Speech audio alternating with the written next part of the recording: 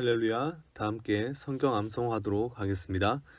예수께서 나와 말씀하여 이르시되 하늘과 땅의 모든 권세를 내게 주셨으니 그러므로 너희는 가서 모든 민족을 제자로 삼아 아버지와 아들과 성령의 이름으로 세례를 베풀고 내가 너에게 분부한 모든 것을 가르쳐 지키게 하라.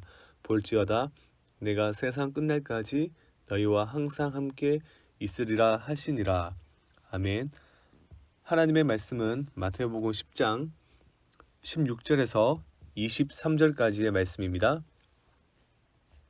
이 시간 봉독할 때는 16절과 23절 두 구절만 읽도록 하겠습니다. 보라, 내가 너희를 보냄이 양을 이리 가운데로 보냄과 같도다. 그러므로 너희는 뱀같이 지혜롭고 비둘기같이 순결하라. 이 동네에서 너희를 박해하거든 저 동네로 피하라. 내가 진실로 너희에게 이르노니 이스라엘의 모든 동네를 다 다니지 못하여서 인자가 오니라. 아멘. 지난 시간에 본문 끝부분에서 14절과 15절에서 선교하는 제자들이 거절당할 것을 예수님께서는 내다보셨습니다. 오늘 본문은 그 거절이 적대감과 박해로 표현될 수 있음을 밝히고 그 적대감과 박해의 구체적 성격과 그 가운데서 제자들이 취할 태도에 대해서 설명을 하십니다. 먼저 16절의 말씀을 보시면 예수님은 12제자를 적대적이고 위험한 세계로 내보내시면서 그 상황을 양과 이리 비유를 이용해서 인상적으로 각인시키십니다. 여기서 양들은 예수님께서 파송한 제자들을 지칭합니다. 이리는 사나운 동물로서 복음의 적대적인 세력들을 의미합니다. 양은 이리들이 공격할 때 무기력하게 당하는 연약한 존재입니다. 그래서 예수님은 연약한 제자들이 이리들의 공격에 대처할 수 있도록 두 동물을 통해서 말씀을 하십니다. 그 동물이란 바로 뱀들처럼 지혜롭고 비둘기처럼 순결에 절하는 것입니다. 고대 중군동 세계에서 뱀은 예로부터 그 지혜로움을 본받을 가치가 있는 영리한 동물의 상징이었습니다. 예수님은 청중들에게 익숙한 잠언을 인용하고 계신 것입니다. 뱀은 본능적으로 자기 보호를 위해 민첩하고 영리합니다. 박해에 직면한 제자는 무대책으로 당하는 숙명이 되어서는 안 되고 현실적 위기 상황에 뱀처럼 지혜롭게 대처함으로써 불필요한 피해를 피해야 합니다.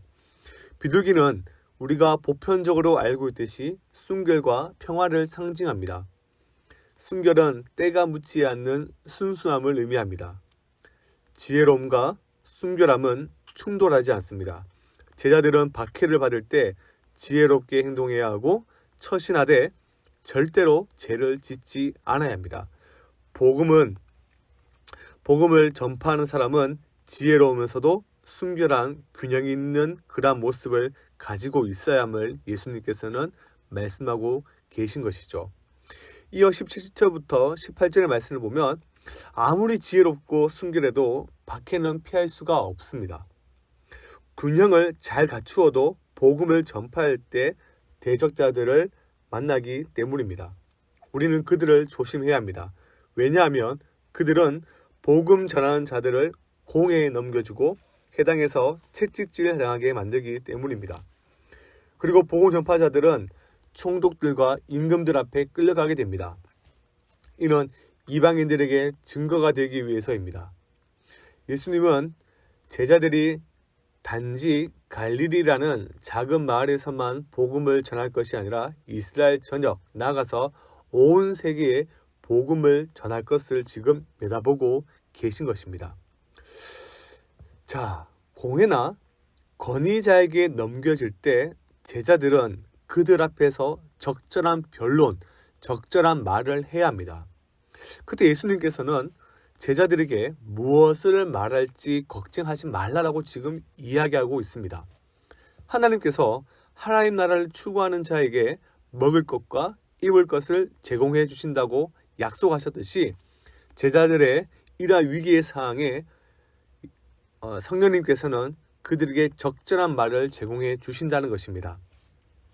제자들이 어려움을 당할 것이지만 성령께서 함께 계실 것을 지금 약속하고 계신 것이죠.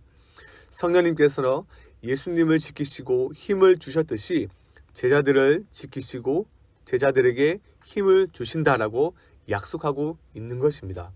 그렇다면 복음 전도자들이 법정에서 변론을 준비하는 것은 잘못된 것일까요?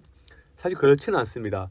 예수님은 우리가 전도하다가 법적인 도전에 직면했을 때 변론과 방어를 철저하게 준비한다고 할지라도 궁극적인 신뢰와 도움을 오직 하나님께 두어야 한다는 사실을 지금 가르치고 계신 것입니다.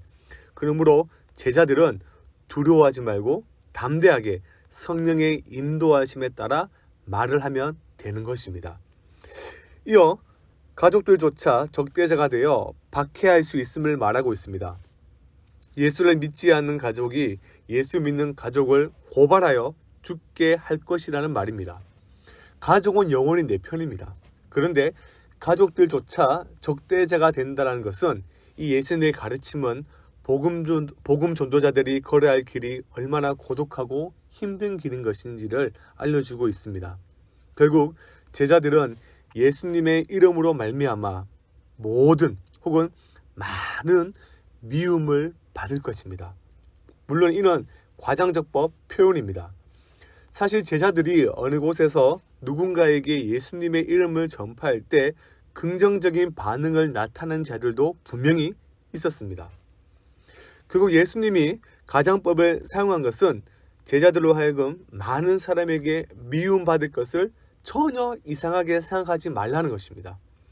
부정적인 예견에 이어서 예수님은 지금 긍정적인 약속을 하고 계십니다. 그 약속이란 끝까지 견디는 자는 구원을 얻는다는 것입니다. 여기서 구원은 영적 생명을 주신다는 것이죠. 우리가 이 말씀을 행위 구원으로 오해해서는 안 됩니다. 예수님은 참 제자라면 구원에 이르는 믿음인 인내를 소유하고 있다는 것을 이미 알고 말씀하고 계신 것입니다. 이제 마지막으로 23절의 말씀을 보시면 예수님께서 이 동네에서 너희를 박해하거든 저 동네로 피하라라고 말씀을 하고 계십니다.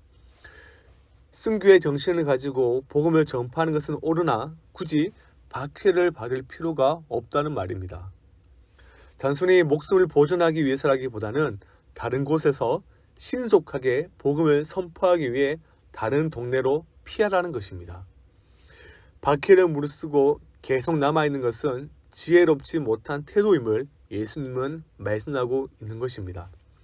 다른 지역으로 피하여 계속 복음 사역을 진행하는 것이 뱀처럼 지혜로운 선교사의 혹은 전도자의 자세임을 예수님은 말씀하고 있습니다.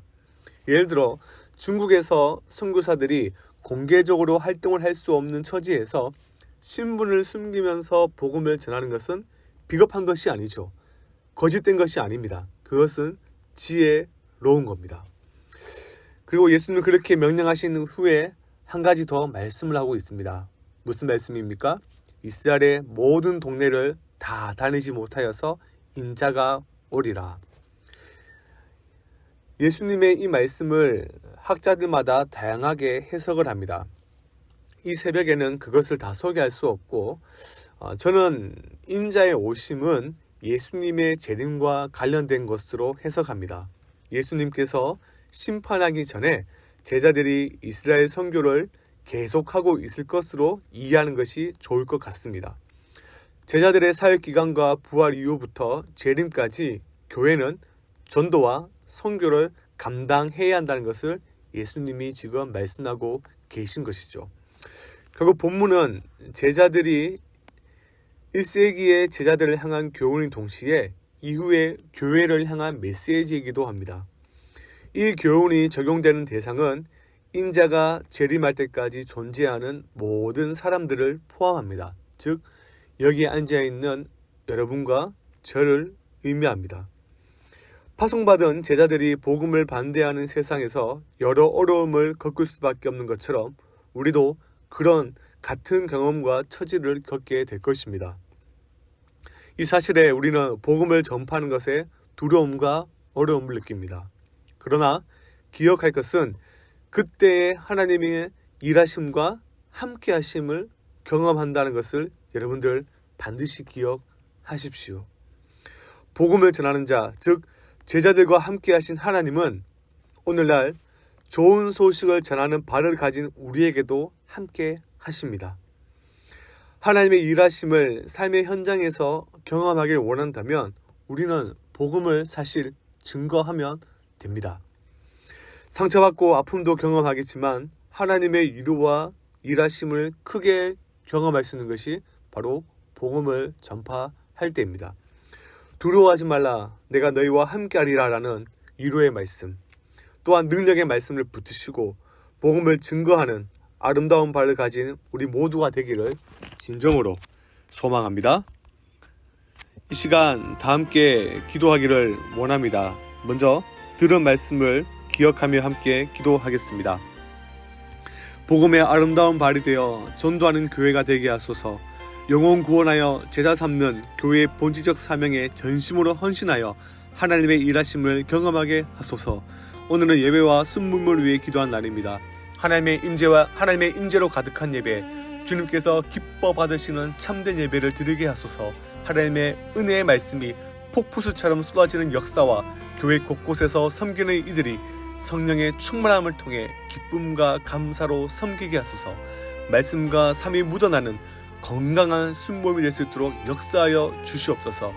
또 한 가지 더 기도할 것은 리더 수련회가 있습니다. 이 수련회를 통하여 직분자들이 교회의 충성스러운 일꾼들이 될 수 있도록 역사하여 주시옵소서. 이외에 각자 개인적인 기도 제목들을 간절함을 담아 주여 한번 부르짖고 기도하겠습니다. 주여